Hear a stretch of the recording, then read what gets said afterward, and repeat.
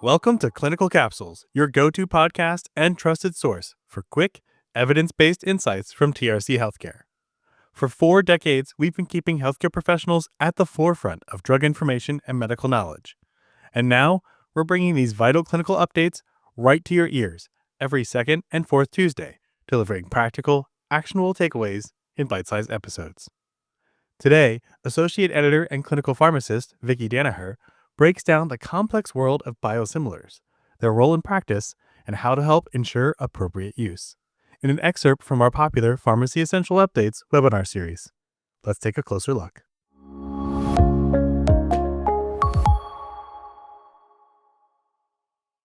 We know that over the years, more and more biosimilars have been approved with the goal of trying to increase access and lower costs of meds for more complex or advanced diseases. And like our article says, you'll see even more prescriptions for biosimilars now that there are over 60 available in the United States. And over 16 of these were approved in 2024 alone. So to kind of orient everyone here, some of the more common biosimilars that we may be familiar with or that have been around for a while are ones such as Semglee or insulin glargine YFGN, which is a biosimilar to Lantus, or infliximab DYYB, which is a biosimilar for Remicade. And now we have a multitude of new biosimilars that we'll need to be aware of. For example, in 2024, FDA approved 6 different biosimilars to Stelara or ustekinumab, which is often used for plaque psoriasis, Crohn's disease, or ulcerative colitis. Another example is Jubbonti or denosumab BBDZ, which was approved as the first interchangeable biosimilar to Prolia or denosumab, which we sometimes see patients get for osteoporosis. So we'll need to be ready to talk to patients and prescribers about these products and biosimilars in general and how they compare, and then know how to dispense them properly. But when we're talking about biosimilars, there's a lot of terminology gets thrown around, and it can be kind of confusing to understand because there's biologics, biosimilars, reference biologics, and interchangeable biosimilars. So before we go any further, let's get on the same page about what all of these terms mean and then how these products compare to most traditional meds that we're used to dispensing. And to help us understand what biosimilars are, we first have to understand biological products, which we typically just refer to as biologics. So biologics are products that usually contain large and complex molecules and that are made in a living system, such as a plant or animal cell, using biotechnology methods. And this is different than most traditional drugs like aspirin or atorvastatin, for example, that have a small, simple, and well-defined structure and that are made by a chemical process. Now, there are many different types of biologics approved by FDA, including monoclonal antibodies such as adalimumab or therapeutic proteins such as filgrastim. But because biologics come from living organisms and their structures are much more complex than other medications, biologics are often more complicated to purify, process, and manufacture. And their structure cannot be copied exactly. So rather, manufacturers can only produce a similar version of the biologic. And that's where the term biosimilar comes in. So biosimilars are biological products that have been shown to be highly similar to an already approved biologic, known as the reference product or biologic. And biosimilars must show no clinically meaningful differences from the original reference product in safety, purity, and potency. A biosimilar product can only be approved if it has the same dosage form, route of administration, strength, and mechanism as the reference biologic.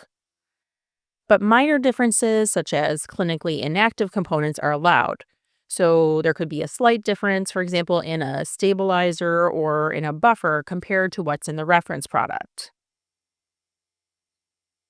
And although biosimilars may be approved for all of the same uses as the reference product, biosimilars may have fewer indications. This is mostly due to patent protection, not a lack of effectiveness. Biosimilars must also be rigorously tested by their manufacturers, following the same robust quality assessments as their reference products to meet FDA's high standards for approval. So, if we talk through this as an example, I think this will help us see where all of this fits in. So, let's hone in on Stelara. So, Stelara or ustekinumab would be considered the original reference biologic.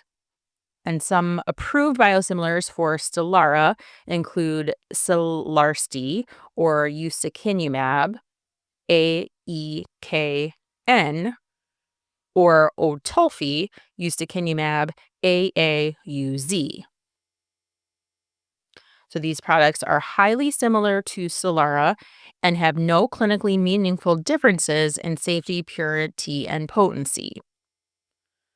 So we can reassure patients prescribed a biologic, such as Stelara, that it's okay to start or switch to a biosimilar, and that biosimilars are just as safe as effective as the original reference product that they're compared to. But be aware that biosimilars aren't generics.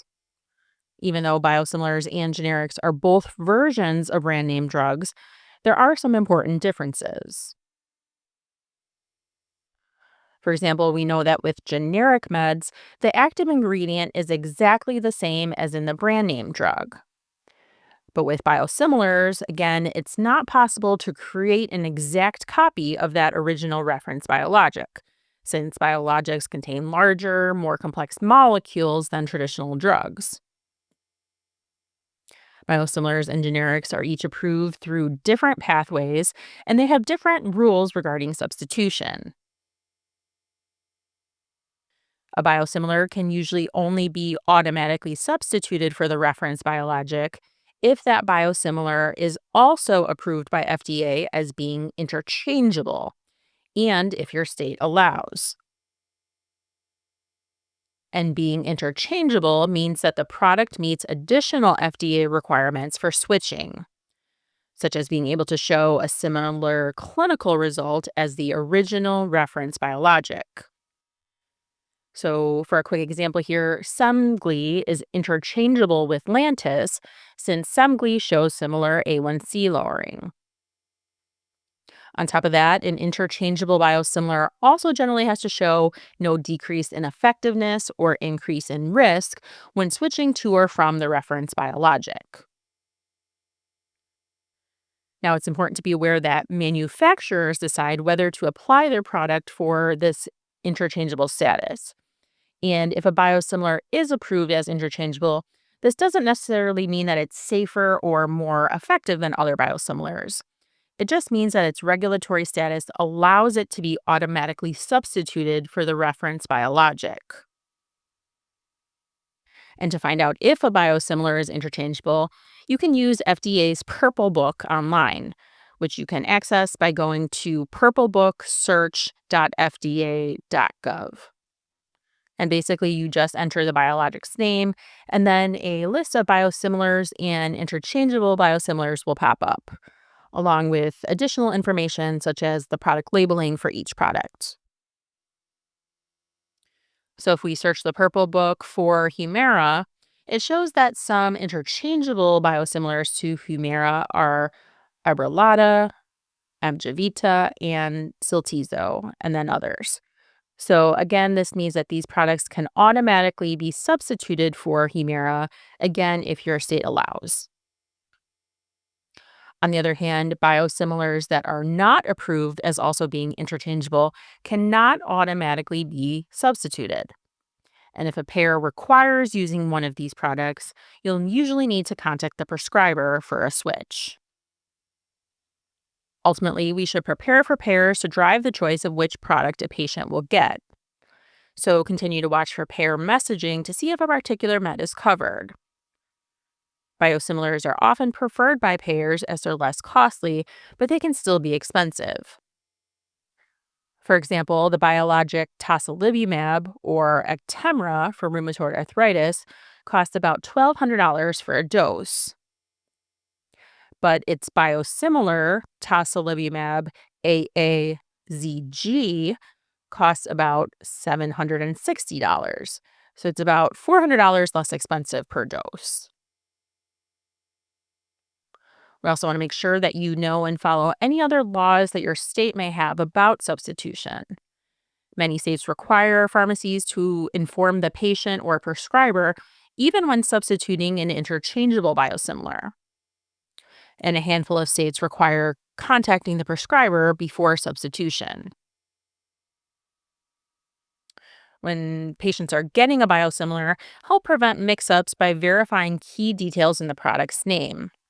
So FDA's naming convention for biosimilars is a core name, which is the non-proprietary name of the reference product, followed by an FDA-designated suffix composed of 4 lowercase letters and a hyphen. So here the core name is ustekinumab, and the FDA-designated suffix is AUUB. Now, most of these suffixes don't really make any sense and they're kind of made up, so they aren't easy to remember.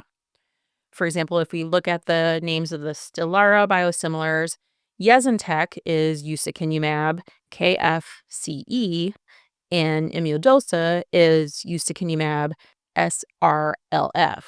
So I think it's obvious here how all these can be so easy to confuse and keep straight. So when we're dispensing these products or adding them to MedList, we need to make sure to choose the specific biosimilar that patients are using. And we want to verify the trade name and that 4-letter suffix, especially if you stock multiple biosimilars. We also want to check for possible differences among products. So things like storage requirements, shelf life, available doses, or even the presence of inactive ingredients such as latex or citrate could vary between biosimilars or between biosimilars and the reference product. So it's a good idea to review package labeling closely, especially when there's a switch. So I know this is a big topic to digest, and it also took me a few times to wrap my head around it. So fortunately, we have this nice resource online called Facts About Biosimilars that you can use to brush up on this topic and help work through any questions that come up in your practice. We hope you enjoyed and gained practical insights from listening to this presentation.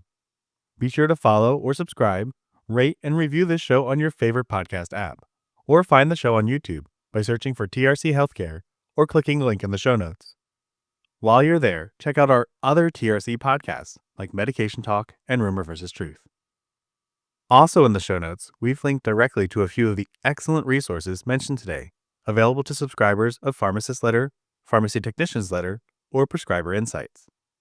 On those websites, you'll also find a lot more evidence-based, concise, yet comprehensive resources on this and other medication therapy topics. And don't forget to check out our full Pharmacy Essential Updates webinar series for deeper dives into topics that matter to your practice.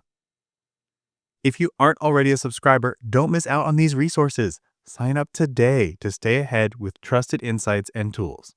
We are an industry-leading, non-biased source of information and continuing education. As a listener to our show, you have access to a special 10% discount on a new subscription. Just use the code PODCAST1025 when you check out. And if you're a student, even better, students can access a free version of Pharmacist Letter. We've got links in the show notes that take you directly to the right places to take advantage of these awesome deals. Go check them out. You can find out more about all of our product offerings at trchealthcare.com. You can also reach out to provide feedback or make suggestions by emailing us at contactus@trchealthcare.com. Thanks for listening. Stay sharp, stay current, and we'll catch you next time on Clinical Capsules.